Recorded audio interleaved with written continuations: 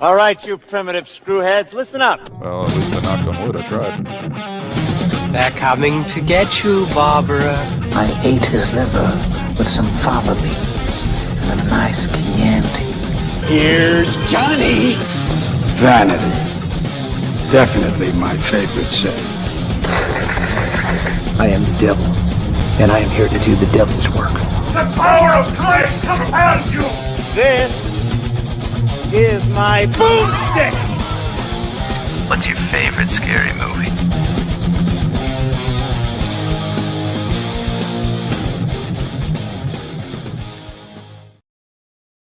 What up, horror heads, and welcome to Shiver, a horror movie podcast.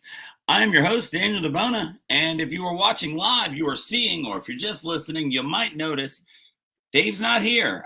We've been telling you on Instagram Dave wasn't going to be able to be here. He had some obligations he had to fulfill tonight. So I went to a longtime friend of the show and frequent guest host, Michael Hunger, to see what we can do. We're having a few technical difficulties. We're going to hope we hang in there. How are you, Hunger? I'm doing great. Glad to be back. Good to see you guys. And since I'm here, you know this is not going to be a great movie.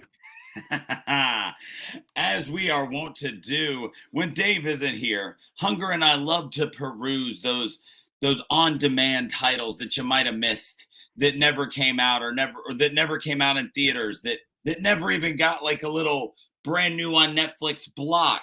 And that's exactly what we did this week as we went out and we found a Netflix original horror movie called Choose or Die.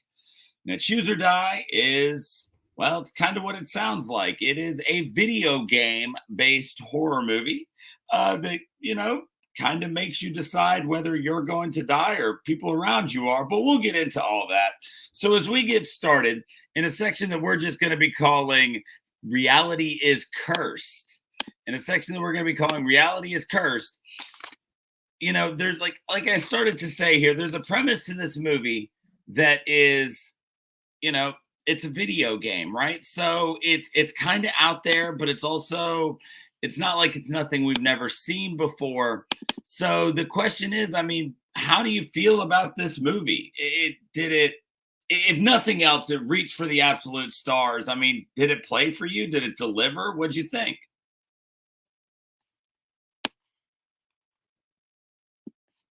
Oh no, it would appear we are back to being fraught with technical difficulties as Michael Hunger seems to be frozen. Oh no. Yeah, mine's coming in.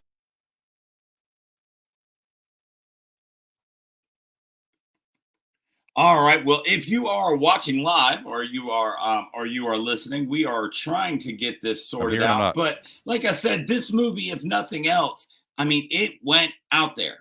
It tried to do it. It tried to make the damn thing happen.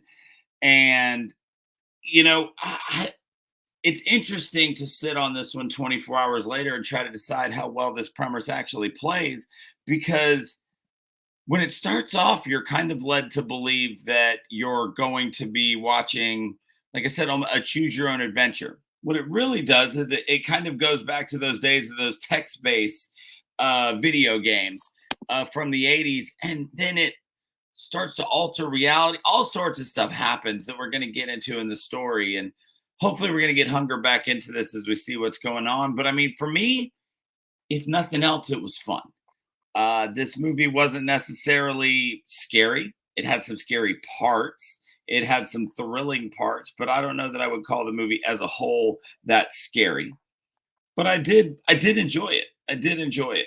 So we're just gonna kind of keep vamping here. We're gonna see if Hunger gets back in, and if not, we might just have to can this thing. But like I said, it's campy. It's interesting. It's got a good amount of blood. It really throws you straight into it as it all gets started.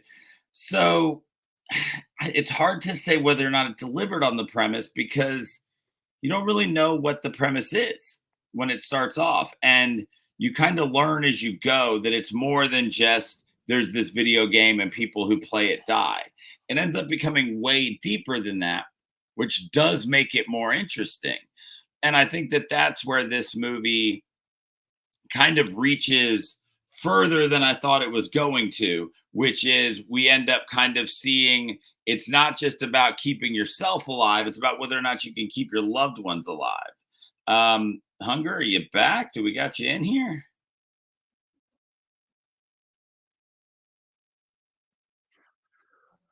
I think I am. It's held out for the last of my video. Let's see.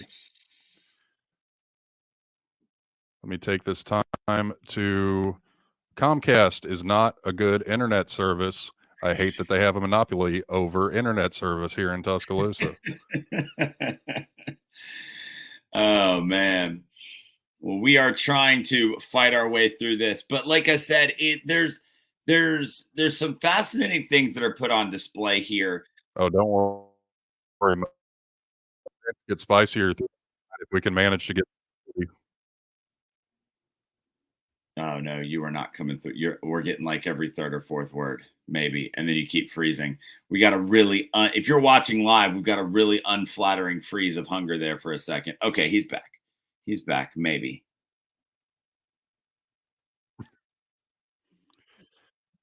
Yeah, for now.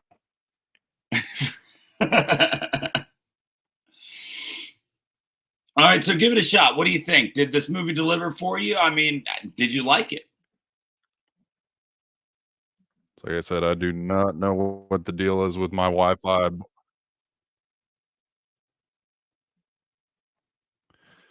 I will say that this movie worked in the sense that it was a movie. It was a series of moving pictures that were so yeah, don't worry. This is what I was telling you. I was coming in firing a whole lot of opinions on this one. So okay.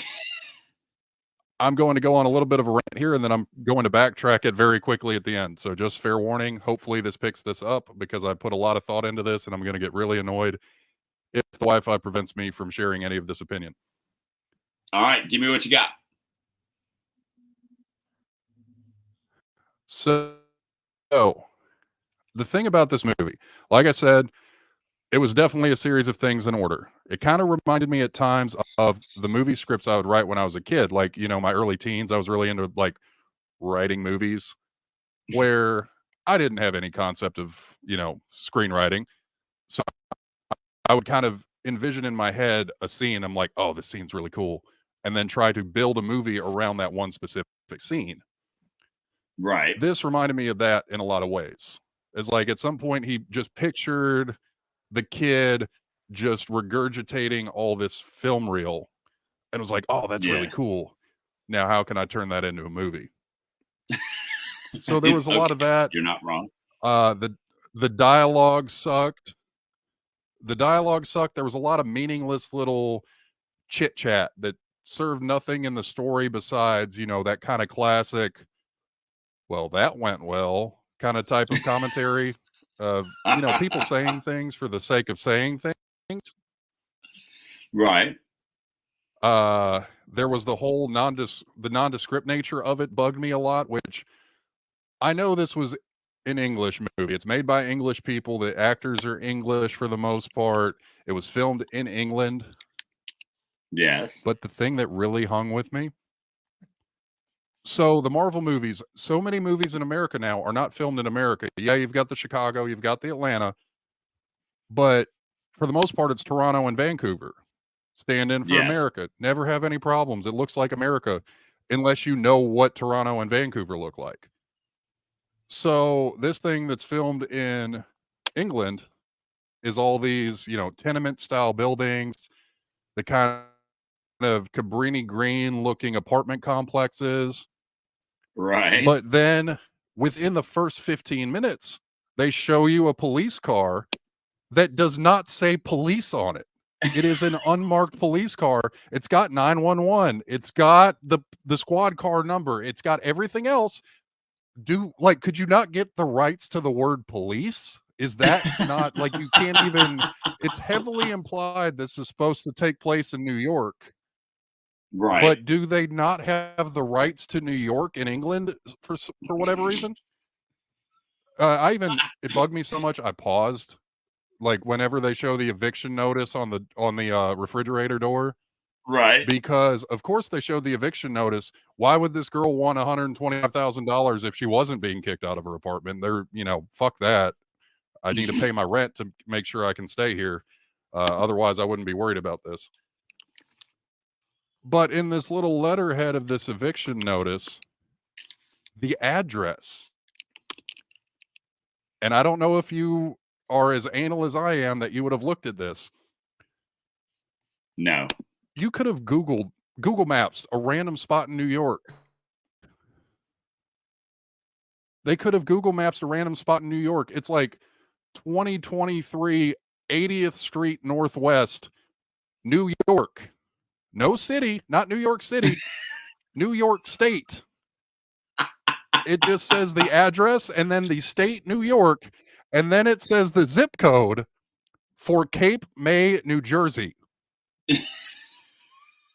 That is such a Michael Hunger thing to notice. I feel like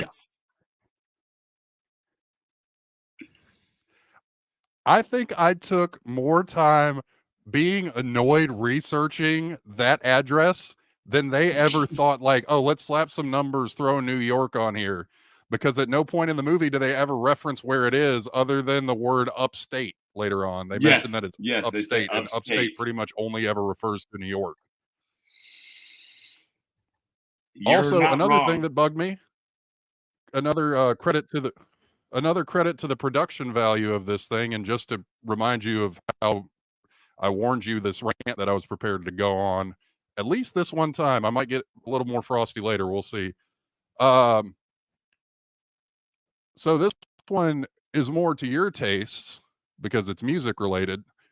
Shout out to Liam Howlett of The Prodigy because he did a great job with the synth music and all the background stuff.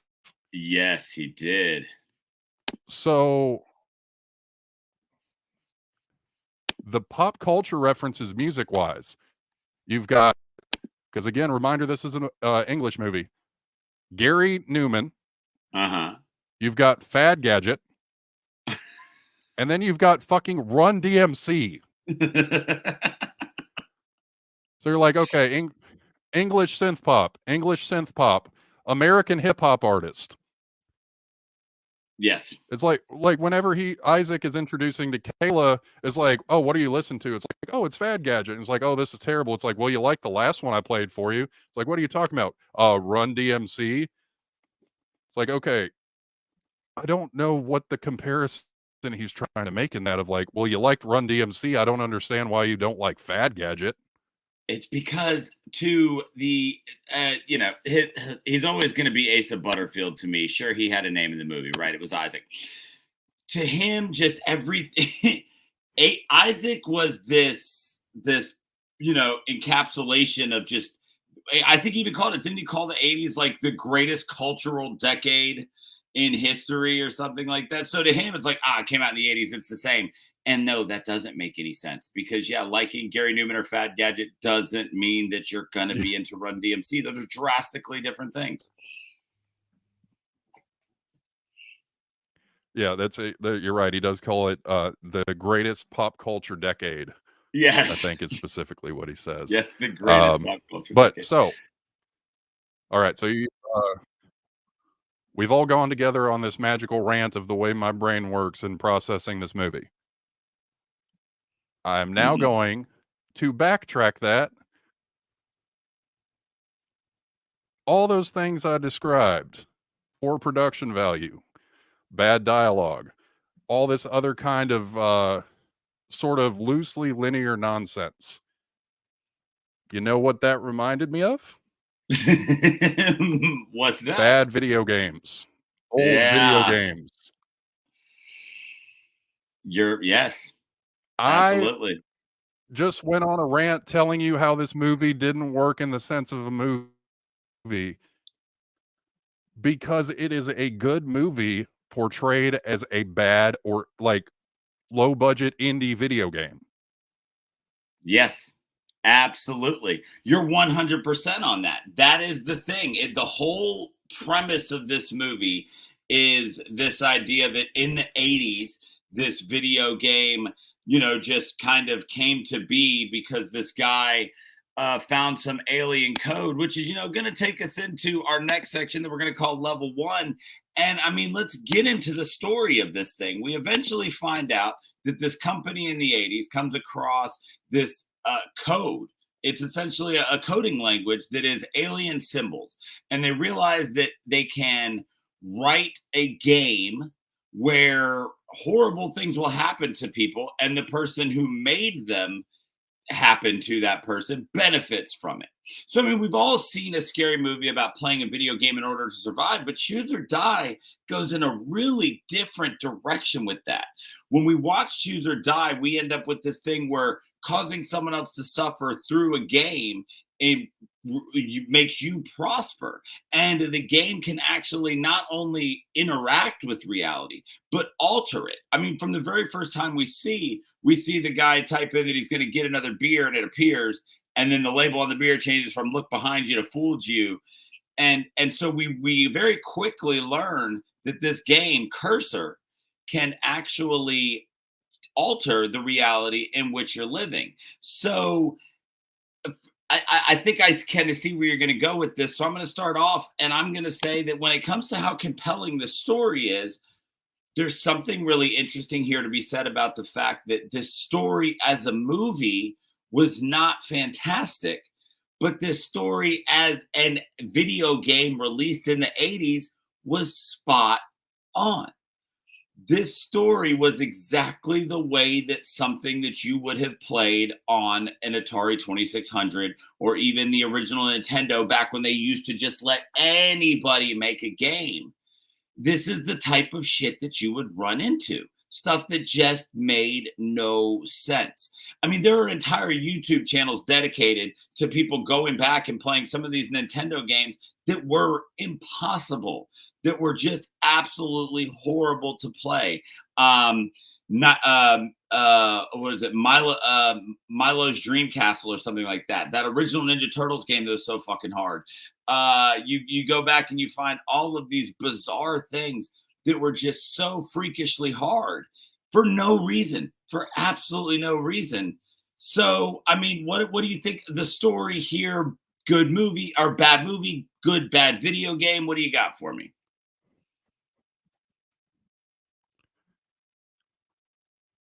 So I kind of struggled with the way you worded the notes just because I specifically looked up the definition of the word compelling because, again, I'm a annoying, terrible person.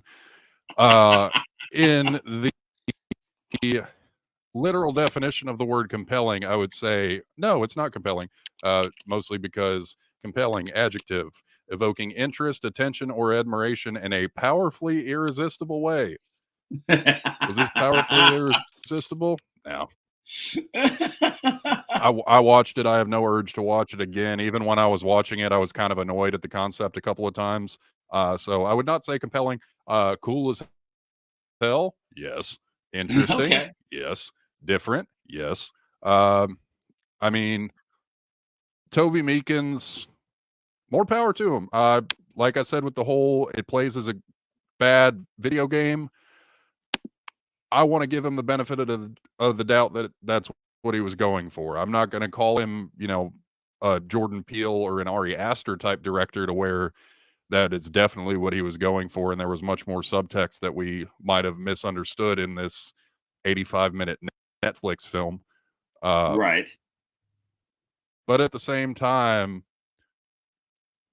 it kind of felt like it was cool. Like you said, kind of reminds you of those difficult games. Like you mentioned, kind of tickled at the mention of the original NES Teenage Mutant Ninja Turtles, because I did have a question of that related in my video games trivia that I just did on Monday at the Gray Lady. For anybody listening, at Tallboy Trivia, Facebook and Instagram, Monday nights at 8 in Tuscaloosa. Shameless plug there.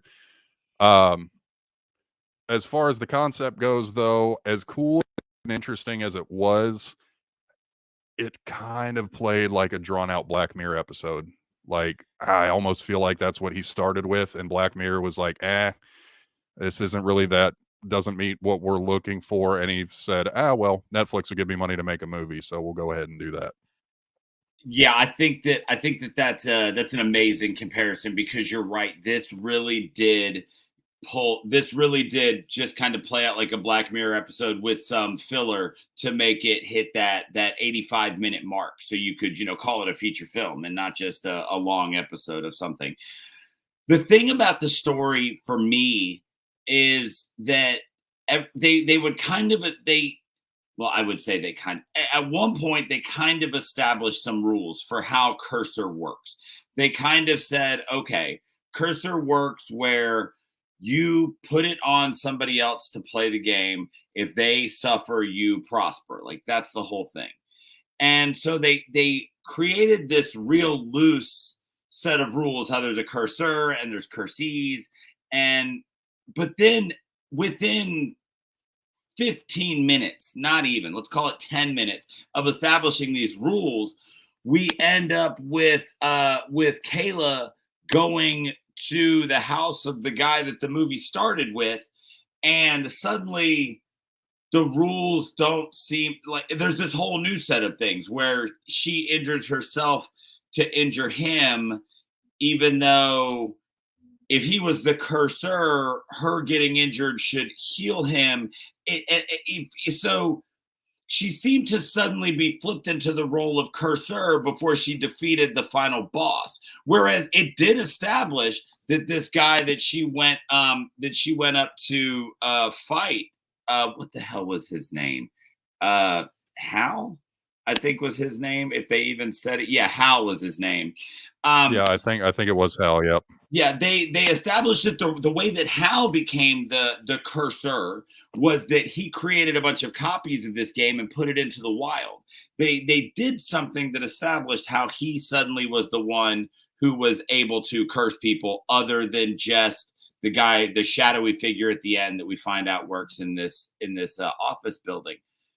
But we never really are given any context for why Kayla suddenly has cursor abilities before she ultimately, in the end, gets the cursor command prompt, which then gives her the godlike powers of controlling this game.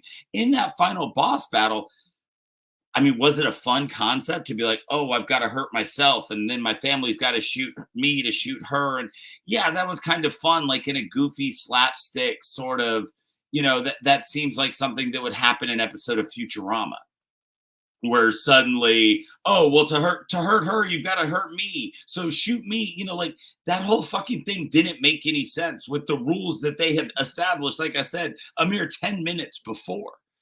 And, if nothing else, the spirit of Dave is going to carry on in this episode in saying that the number one thing that upset me about this was the fact that when they did finally take the time to establish some rules, they then immediately did not follow them, which is that's a cardinal sin of horror movie creation, of movie creation, really, is you establish how things work in your universe and then you immediately shit on it.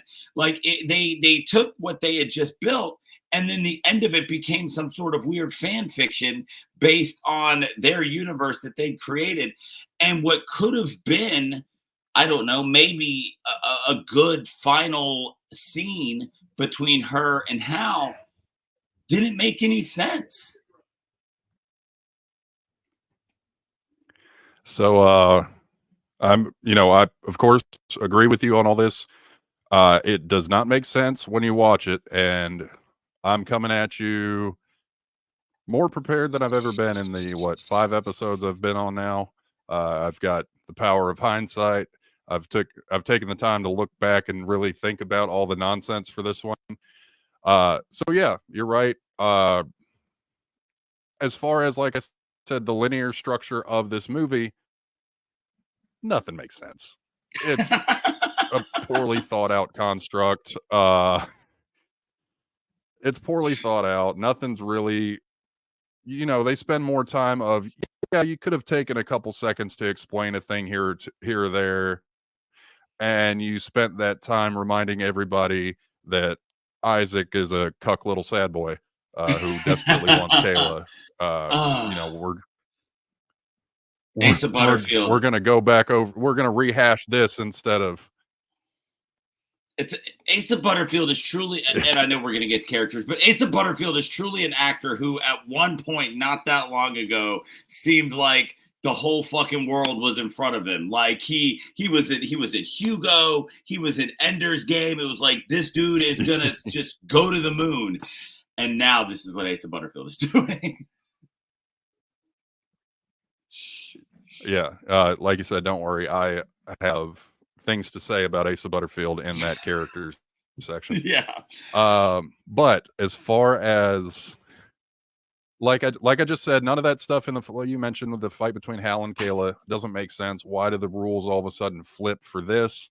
I think it is because, and again, it's kind of a lore that does not exist. You know, you don't get to touch on it at all. It's almost kind of I could see it being there's some deep, because there's a lot of so-called subtext for this movie that is not referenced in the movie at all, but I learned it from just reading the Wikipedia plot synopsis. Is like the idea that the creepy guy is keeping the mom up on drugs and prostituting her out and all this stuff. You know, little bits and pieces like that aren't referenced in the movie, but then the Wikipedia plot synopsis is going in, you know, in-depth character backstories. Yeah, literally, it just makes it seem like he's a crack dealer. Things where it's just left. Yeah, it's like there's all this like is either. We'll get to that eventually. Don't worry. I'll come back to. I think his name's Lance. Lance, yeah.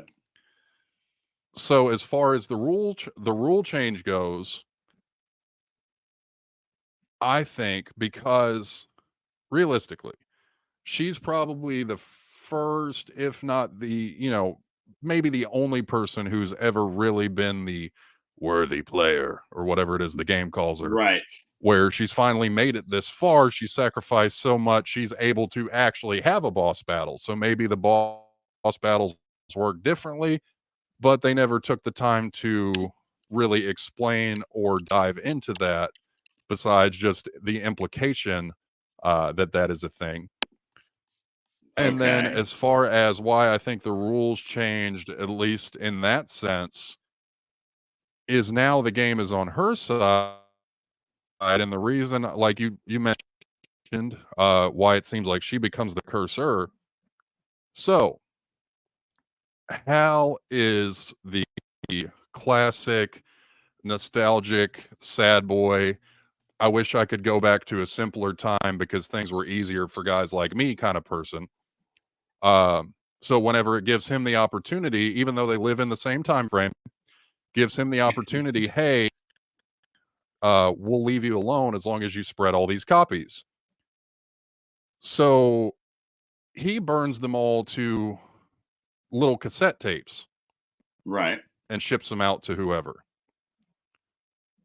Whenever she gets access to it, she immediately takes a cassette and uploads it to the fucking internet. So I feel like in that sense, the curse was like, oh, hey, somebody who understands technology and can spread this curse to millions, if not billions of people. Fuck this Hal guy. He can keep his little cassette tapes. We're going to try to get this girl spreading this thing out as far as we possibly can. So it kind of swung in her favor that way. Because notice, even though she destroyed her cassette tape that she got from Isaac, the curse still kept going because she had uploaded it to a higher form of technology. Okay, I'll give you that. I will give you that. You know, speaking of the subtext in air quotes here, if you were just listening, that is in this movie. One of my favorite things, just because it was so ridiculously ham-fisted and on the nose, was when they went, this isn't subtext anymore. When Hal just blurts out, how come guys like me aren't allowed to be the hero anymore? And I was like, okay. So yeah, we're gonna hit that one just straight on the nose. Like we're not even gonna pretend like that this is anything else. Like, yeah, look, we gave you nerdy guy who helped save the girl who's like alternative, attractive, and you know she's ambiguous racial origins, you know, like all of those things. And then we just get middle-aged white guy who's upset that he's not, that people like him aren't allowed to be the hero anymore. I laughed so fucking hard, and just bless his heart if that was not a joke that Toby Meekins was writing it that way, because that was so fucking funny. Because for anybody who doesn't realize that Hunger and I are here we're in the middle of the Bible Belt and all of the conservative nonsense being here in Alabama, and so we work in bars here in town and are constantly faced with with white guys in their 20s who think that the world should just be given to them on a silver platter, and we are face to face with the people who are wondering why they're not represented in the mainstream media anymore. And how come every time they turn on the TV, they don't see someone who looks like them? And so that shit just absolutely killed me. And like I said, just no subtext to it at all. Just here it is, boom, ham-fisted. We're going to deliver it super serious. I really hope that it was supposed to be a joke, because I can't see any way that it wasn't, but I really did love that moment.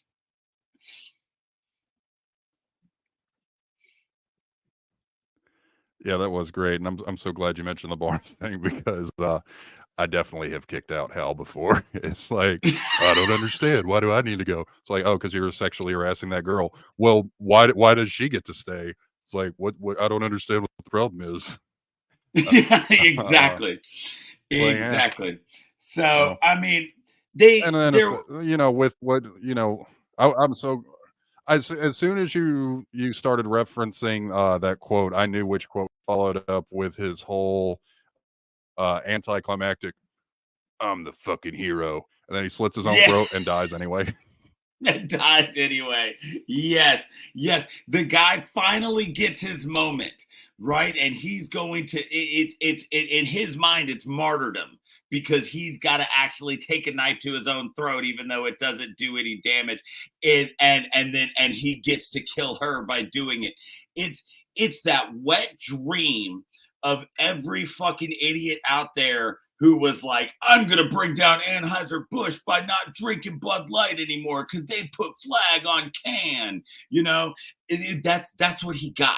He got to live that moment where something that was purely a symbolic gesture became the most significant thing that he'd ever done in his fucking life. And it still didn't work. By the way, for all y'all out there who aren't drinking Bud Light still, Kid Rock is again. How's that working out for you?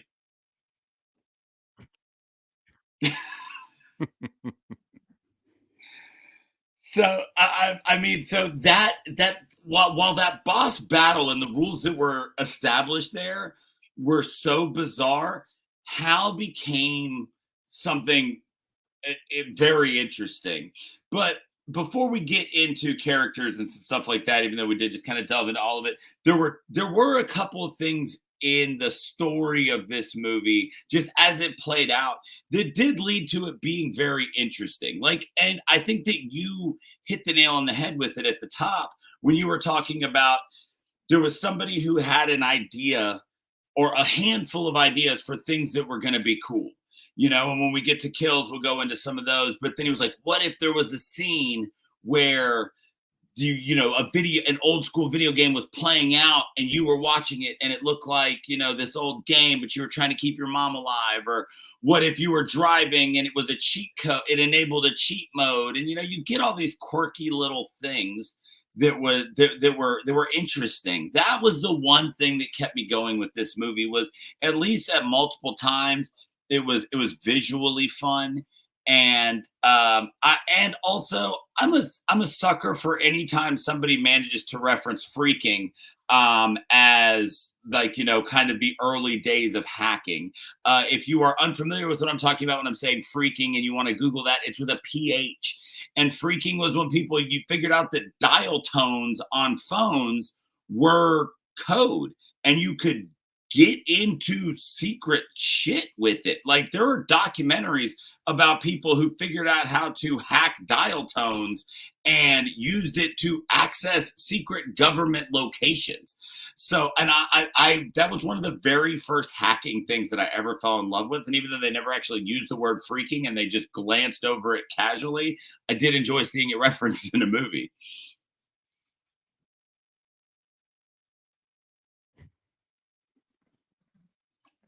Yeah, there were, and that's again the thing that like how it works as a bad video game, good movie kind of thing is all the ways that they approached it, and maybe this is not the category I should be talking about it in, but I've got notes on, just the aesthetics, the way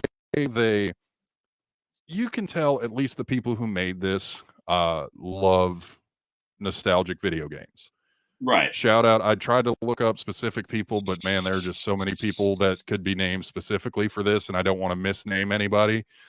So if for whatever reason this gets to your ears, if you worked on Netflix's Choose or Die in any form of visual effects, sound editing, anything like that, props to you. You were awesome. You did like that. It was such an amazing job of, as you mentioned, the little rat maze thing, the cheat code, the driving scene where it almost like the characters didn't really realize they were part of a video game at the time, and then just the whole overall visual of the text-based adventure was cool. I mean, like you touched on earlier, the way it affected real life. It says, "Do you want coffee or cake?" and then the little arrow thing over, and she looks over and the whole menu is just coffee and cake, forcing her into that decision.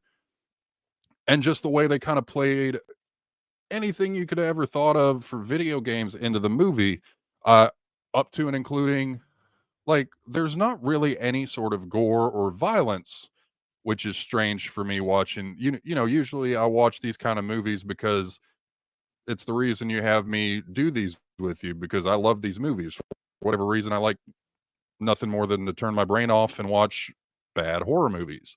Right. So I came in expecting like gut fest, just, blood everywhere. And there's not really any. There's, the disturbing, the girl eating the glass. Yes. There's, of course, the, Isaac later on expelling the video reel. There is the original developer. I think his name is Beck, if we're to assume that he's also the shadowy guy at the end, which is never explicitly said, but heavily implied. But yes, I was led to believe. He just straight up sticks a knife in his arm. Yeah, he straight up sticks a knife in his arm, and while the other guy's eating his own forearm, but it's never really anything too graphic or scary. But then you've got these the way they kind of recreate those scenes in the dot matrix format, when the levels end and it's, oh, here's Hal's son who no longer has a tongue, and it's like that was just cool. It wasn't scary by any means. It was kind of gross, but it was just cool to look at. Yeah, no, and that is one thing about this movie, we're gonna, we'll mix them up a little bit, but the tech-based murder of the whole thing, right? Because there was an odd, like I said when I was talking about the story, the idea of playing a game to stay alive is nothing new. There's an entire Saw franchise based on that, right? But the way that this played out, where it wasn't just about keeping you alive, it was about what you were willing to do to other people in order to further yourself. And that's where things got interesting, right? Because Saw is all about what are you willing to do to yourself to stay alive? Are you going to walk around on broken glass while holding a small candle and covered in, flammable liquid to find the code to get out, and, crawling through barbed wire and just all those insane traps were always about what are you willing to do to yourself in order to stay alive? What Cursor ends up giving us is, are you willing to put people through these awful scenarios in order for you to prosper. But what's interesting is once you become the cursor and the person who is actually prospering, then the decision becomes easier to put people through these scenarios because you don't have to, it doesn't have to be people around you. It doesn't have to be anything that you've got anything to do with. You know, this guy Beck that we kind of find out is behind the scenes the whole time. This guy didn't know anything about Kayla. She just kind of ended up with the game. And so, yeah, just being the one who's sitting around making sure, you know, just getting people to play it, that's real easy. So, and then with Kayla, when she's actually playing, yes, ultimately she thinks she stands to win. What, it was 125 grand. She thinks she stands to win that, but it's not like it was like, or just, you know, your mom will be okay and you can't win the money. So there was never a moral dilemma or a sacrificial element to this, because it was literally just choose or die. Like, somebody's gonna die, you know, and like, are you gonna let it be them, or you know, are we just gonna make the choice for you? Because when Hal first plays the game, unless I missed something, he never actually picked tongue or eyes that I saw. It just kind of chose for him as it was screaming, because he didn't do anything. So ultimately, you can't even say, okay, you know what? The money's not worth it. I quit. Don't hurt my family members. And so the moral obligation that they kind of hinted around being attached to this game becomes null and void. And it just becomes about whether or not you make it, I guess. Like, that's where things got muddied. Was they seem to want to us to worry about these people, and it's like, oh my gosh, is she going to save her mom? And ultimately it came down to, it was like, well, she told her mom to jump out a window so she didn't die. And I mean, I don't know, like, she's alive, so that's obviously a better choice. But the players were never given the option to just tap out and be like, I don't care about the money anymore. Like, I'm done. And then it actually would have been like I said, a moral dilemma as to whether or not the safety of the people around you was more important than getting, you know, which is, you know, life-changing money.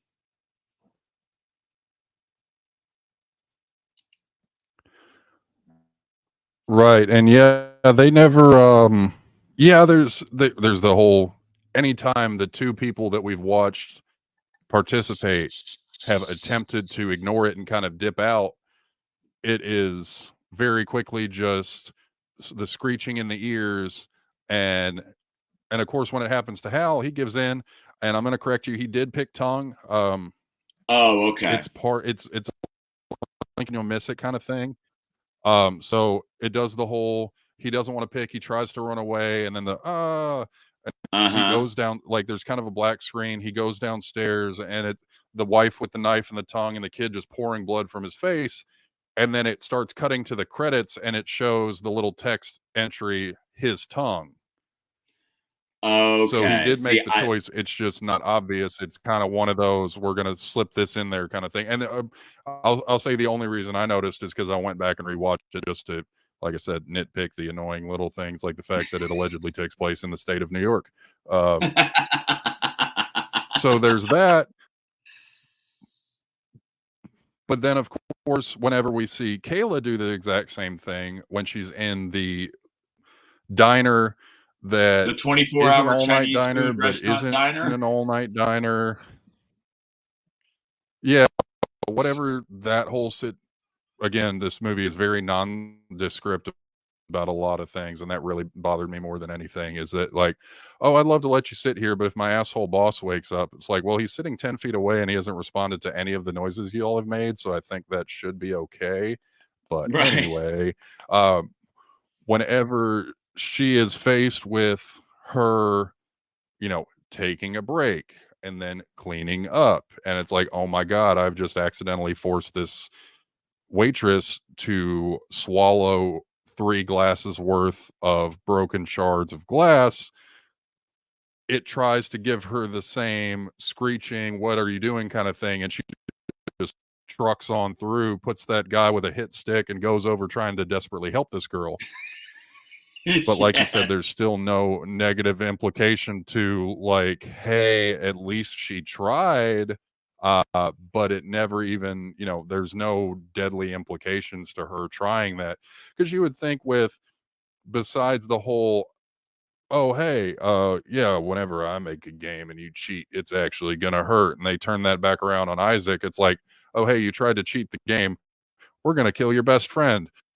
But there's still never anything dire as far as the player is concerned. So like you said, there is no moral, like, yeah, it's again testing what you're willing to put other people through, but there's never any implication of choose or die, but it's choose or we're going to kill everybody around you and you'll just kind of skate through until we get to the end.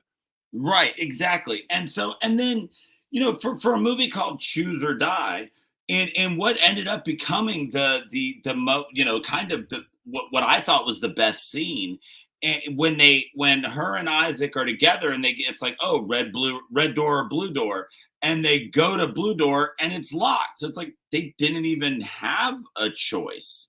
Like I mean, and yes, he puts his ear to it and he hears somebody whisper and say dies, and he's like, okay, red's not that bad. But he commented that blue was locked and then just red just opened. So it didn't seem like they had a choice. But that being said, that did lead to, I think, the time that the game really went out of its way to fuck with Kayla. And that was putting her in that empty pool where suddenly the reality shifting and altering powers of this game in that one moment were skyrocketed beyond anything we ever saw it do before or after that, where she is in a totally different place and her brother that was dead is now kind of there. But that moment where she has to choose, save Isaac, save your brother. And she eventually chooses Isaac. Well, she said, I know that he wasn't real. He's not alive, blah, blah, blah. But that was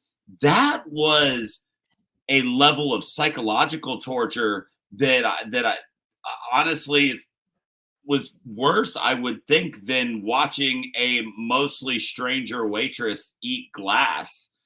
I don't know, in my opinion.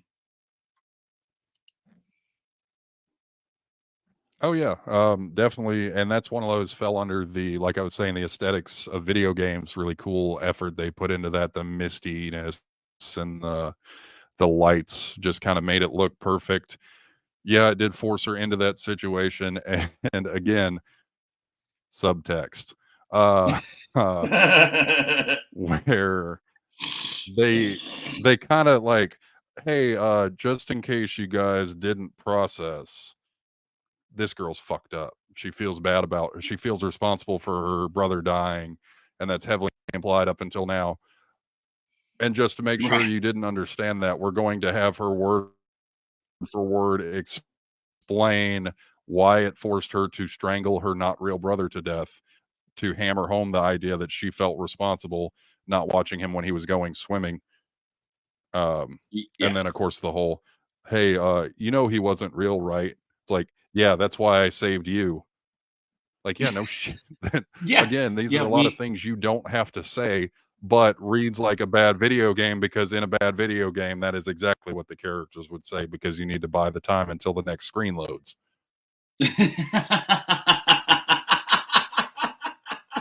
Yes, absolutely. Yeah. So, I mean, and like you said, this isn't a gore fest. I mean, we watch Hal go through one level of it. We watch her go through a couple, but each one just, even when she's in level 2 and she's dealing with all the stuff with her mom, we only see the aftermath of that. We see the apartment is trashed. We see her mom is in a hospital bed. We don't actually see, what happened to her mom. And, we back and forth on, when gore is used effectively. The little bit that they had in here, I did think was interesting. The eating glass was crazy. The guy stabbing his own arm and then watching the blood go back in. I don't know. That's a lot of blood for just taking a scalpel to your arm in just a few seconds. But I'm no doctor. And to say it was used effectively, I don't know. But I can say one thing that was done very effectively was the bizarre and creepy, like, if you're watching us live, you can kind of see it behind us.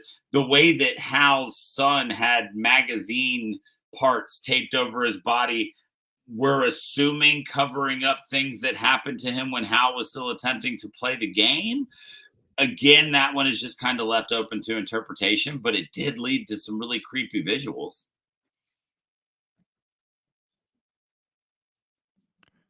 Yeah, and that's I've made specific mention in my notes about, yeah, there's no gore, but the understated part of it's almost scarier. And I even specifically wrote down, like you said, with this kid, you finally, you kind of start off with Hal and his family, and then, okay, now we're going to jump to this, and you get to the point 70 minutes later where you almost forgot that happened. Right. Honestly, when I was watching it the first time through, we get around to like boss battle, go to his coordinates, and I'm like, okay, boss battle. God, I really hope that the boss is like the evil manifestation of Robert Englund just showing up to fight this girl.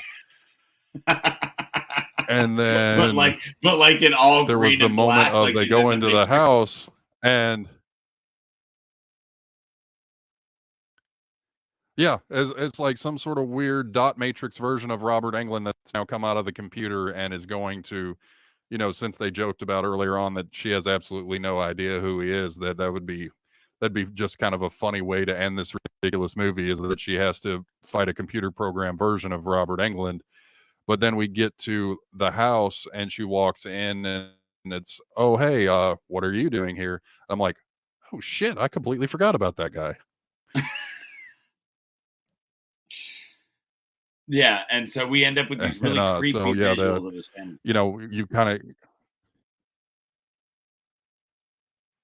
yeah, you reckon with like, oh, some weird stuff must have gone down. I guess he made the wife cut half of her face off, and the kid plucked his eye out and cut his mouth out, or his tongue's cut out. So now that's kind of that weird, like, I would equate it to, if anybody or you have ever seen Boardwalk Empire, the like hitman guy that was I think he was a World War I sniper, so he had the kind of mask that covered part of his face. Yeah, they called him Half Moon, I believe.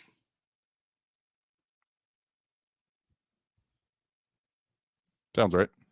Yeah, it's like for anybody who may be watching live or just listening, we are having some technical difficulties, and Hunger is kind of operating on like a 7-second tape delay. So imagine this is like you're watching a football game. Whenever I throw to him down on the field, it's just taking a few seconds for it all to play out for him.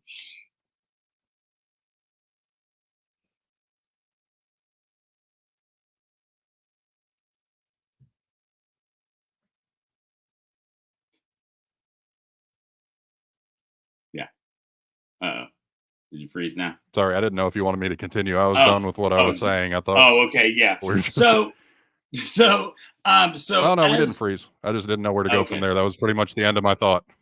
Got it. So then we'll move on from that to we've got another. We've mentioned a lot of names. We've talked about a lot of people. So I mean, this movie comes down to two types of people: cursors and cursees. So we've mentioned a lot of names. We've talked about the people. Tell me what you think about this movie has a very small cast. I mean, we're really only dealing with two people for a majority of it. So leaned real heavily on their shoulders. What'd you think about the cast of this movie, man?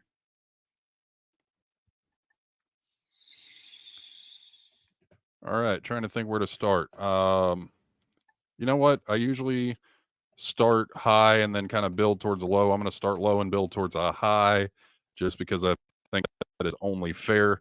As I mentioned earlier, with the kind of loose construction of this, there's a lot of one-dimensional aspects of the characters, and I'm not going to hold that against the actors. Definitely Iola Evans Did a great job with what she had, which wasn't much besides the whole, this down on her luck girl, ain't nobody ever made it out of here kind of lifestyle, wanting to desperately be a coder, but is kind of stuck in this situation where she is with her, her mom lost her brother. God, that fucking Lance guy. Drug dealer. Thought he was a landlord at one point, but then he makes mention of the landlord. He's definitely a drug dealer, alleged prostitute, alleged pimp, general scumbag, I guess we can call it. Really not much to that besides the generic antagonist of, like I said, he's there to drop you the quintessential I'm from the slums one-liners of, oh yeah, your mom when she was younger, everybody here thought she was going to be the one to get out. It's like he's there for that stuff. That's it. But other than that, we've got Iola Evans did a great job, as I mentioned. Asa Butterfield, to touch back to what we kind of loosely mentioned earlier. Man, this tough thing about child actors is that, they get there and they do a string of films like The Boy in the Striped Pajamas and Hugo and Ender's Game. And then, unfortunately, sometimes 10 years later, you see them playing a sad boy with a crustache in a poorly funded Netflix horror film.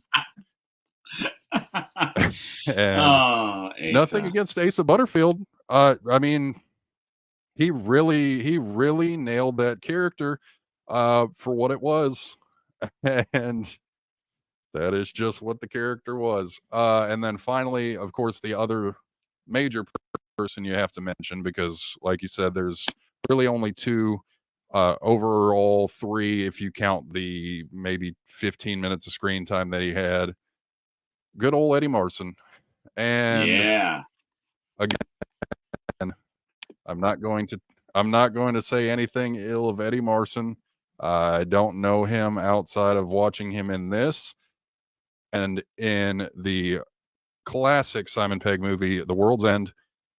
That dude can play the hell out of beleaguered, put down, middle-aged house husband, because man, that if there was anybody who was going to deliver your boy, can't guys like me be the hero anymore, it had to be him. At least for what they were at least for what the movie was, it had to be him. Yeah, he was a standout for me for the little bit that he got, because you're right, he so perfectly encompassed this idea of this rundown guy who just nothing was going right for him. We're Dave and I and you, we're all nerds to an extent, and we've all got our collections, and Dave always does this show with his collection behind him, but he doesn't reach that level of keeping it from letting him live in the present. And Eddie Marsan he did such a good job with this role. I know him from World's End, and he was in Ray Donovan. He was in the main cast of Ray Donovan. He played Terry, and he was great in that. And it was a similar, type of character. But he did such a great job, and just everything he delivered when they first walk in and they're doing the prayer before dinner, and he's just, quoting 80s song lyrics and stuff like that. Just all of that stuff was so funny. I really did enjoy that. Asa Butterfield, man, like you said, I'm not taking anything away from him, the dude. It's just, all those things you named. I mean, he was out there just knocking it out of the park, and then things just don't always happen right. And I think that he kind of did what he could with what he had. I think that honestly, Isaac was just a really poorly written character, and they just kind of, lucked into Butterfield doing this role. I think that you use the word one-dimensional. I think that sums it up so well. I don't think that anybody in this had any depth to them. They were all very much just, you know, they were all just characters straight out of an NPC book, right? You just got a bunch of people who had this one specific role to fill. They had to say things that specifically fit those strict guidelines on who they were. And, you know, that's all they were given to work with. So I'm not upset with any of the actors. It's just one of those things where, like we said at the beginning, and we've said this about movies before, you start off with a great storyboard, because the storyboard is, you know, just this one scene and that one scene. And it's how do you bring it all to life? How do you make it all connect in a way that matters? What's interesting about talking about that with Asa Butterfield is, yes, he did Ender's Game. And while Ender's Game was a fine movie, it suffered from something very similar, which was they took all the parts of Ender's Game that were main plot points in the book, and then they just put those on screen. They completely removed all the connective tissue that made those things make sense from one scene to the next. So now I've got 2 Asa Butterfield movies under my belt that just are a collection of cool scenes, but as an entire movie just kind of fall flat. So, I mean, unless you got anything else to say about characters, I think that is going to take us into the rating section. So if you are new to the show, then we would like to remind you, or just teach you, that in every movie we rate only against itself. So yes, I referenced Ender's Game. We talked about all these great movies that Asa Butterfield has made. We're not comparing this to any of those. We're not comparing it to Saw and all those other things that we've talked about. When we go to rate it, we're just looking at Choose or Die. And so in order to do that effectively, for every movie that we rate, we create a unique rating system. And Hunger, as the guest, as you know, you get to pick what the rating system is going to be. So what are we rating Choose or Die out of a possible 5 of?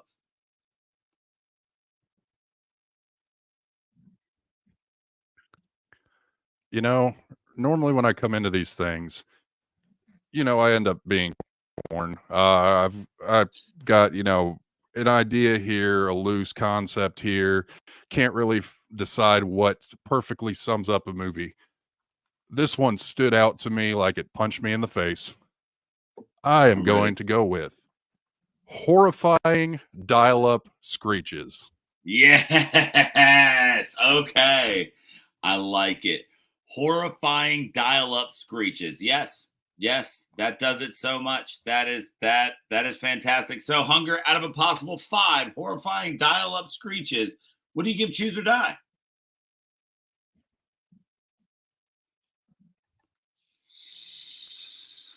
All right. So I mentioned before being at the very top of the episode, I'm going to preface this because I know I've danced around a lot of things.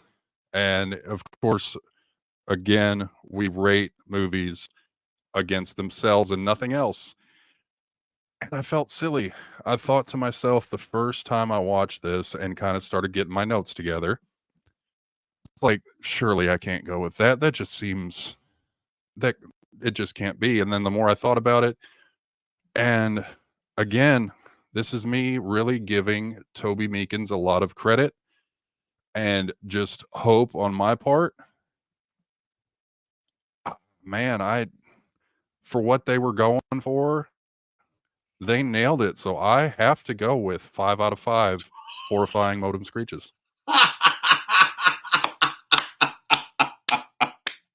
I love it so much.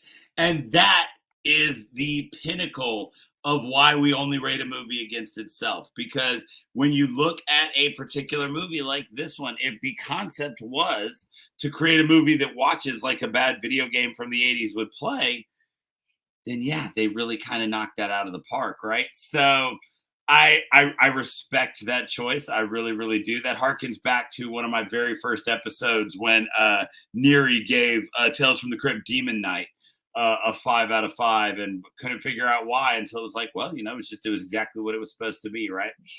I am not willing to give Toby Meekins quite so much credit. So I do think that what I got here was fun to watch. I really do. I think that it was fun to watch. I think that it was kind of confusing. I think that it was disjointed. But I think it was fun to watch. I enjoyed the music. I enjoyed the scoring. The visually, this movie is phenomenal. There are a lot of great images from this movie. There are a lot of really fun things that you enjoy watching. This was my second time seeing it. This was my first time seeing it where I wasn't dozing, because this was one that I originally ran across just really late at night on Netflix. So it was my second time seeing it, my first time seeing it kind of in its entirety. And like I said, I'm not willing. I do love that idea that this movie was built to watch like a bad video game plays, but I'm not willing to give quite as much credit on that as you are. So I'm going to let this sit solidly at 3 horrifying dial-up internet screeches, because it was fun to watch. I did enjoy it. It didn't make a lot of sense at a lot of points, but I got some good visuals. I got some good music, and it's one that I've enjoyed talking about, that I'm going to enjoy telling people about. And so I'm gonna let it sit 3, because it's just kind of middle of the road, standard, made for TV horror movie fare. So I'm gonna go with 3. Hey, I definitely respect that. Like I said, I felt silly 5 out of 5, but I just spent the last basically an hour talking about why this worked in so many different ways when coming at it, from this different point of view. And I can't put all this time into this idea and then come at the end and be like, oh yeah, well, it sucked. It's a bad movie. Yeah, no, fair enough. Absolutely. So there you have it. So the quick math on that is that the official horror rating of Choose or Die is 4 horrifying internet dial-up internet horrorful screeches. I've screwed it all sorts of up. Horrifying dial-up internet screeches is the official ranking is 4 of those. So if you have made it through us and made it through the technical difficulties, we appreciate everybody listening. Hunger, I know you pitched it a little bit in the middle of the episode, but tell everybody where they can find you online, and how, if they are listening locally, they can come enjoy your trivia. Yeah, so I usually have it on the screen, but I kind of changed things up today because I was, again, with the technical difficulties, fiddling a little bit. At Tallboy Trivia, TALLBY Trivia, all one word, no spaces or anything.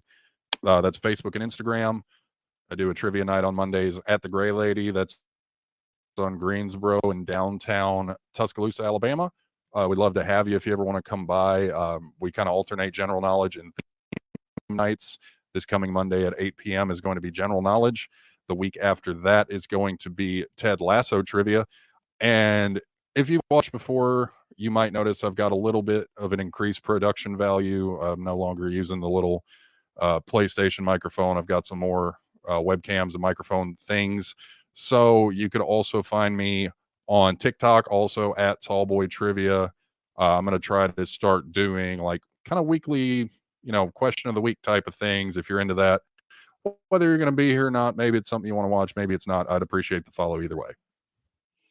All right. So there you have it. Look, I've done it with Hunger plenty. I've done the trivia with Hunger plenty of times. I've helped him. I've played it. The man is great. He knows his shit. It's fantastic. So if you are listening or watching locally, get out there and support him over at the Gray Lady. Thank you so much for coming on and doing this with me, Hunger. Thank you for suffering through for, just whatever was going on with us. It has been a great episode. This movie was a lot of fun. I wouldn't have done it with anybody but you. So thank you so much. And for everybody out there listening, if you are wondering about us, of course, you can head to shiverpod.com where you will find links to all of our social media outlets. We are on Facebook, Instagram, and Twitter, as well as live streaming on YouTube every Wednesday at 9/8 Central. If you watch us live, you can always comment and let us know what you think of the particular movies. We've been getting some really good responses with our Instagram here lately, and I appreciate everybody who's liking, commenting, and sharing all of those posts. It's really, we had a moment where we started to break through the noise. I'm trying to get more on board with staying on top of that Instagram so we can a little bit. Maybe we can get some more great people on here, like Nakia Day and some of those people who are out there just doing the damn thing. And in reference to Nakia Day, if you look up the movie Still Chosen by Random, they are out there still trying to crowdsource the end of that movie. Nakia was a wonderful guest, and I want to make sure that I give her the shout out. If you are listening, look up Still Chosen by Random, and you can find them online. And if you like what you see, toss them a couple bucks. Let's help make that movie get made. And so check that out. Also, don't forget, Dave and I are going to be at Spooky Empire at the end of October. We look forward to meeting anybody who may be in the Florida area and listens to us. Come out and have a beer. We're just going to be walking around just awestruck at all of the people who are going to be there. There are some fantastic names on that guest list. Of course, you can head to spookyempire.com if you are interested in going and want to see who's on the guest list. It's not an expensive con, and there's going to be some really great people there.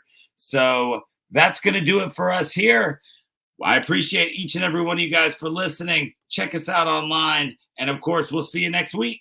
And thank you very much.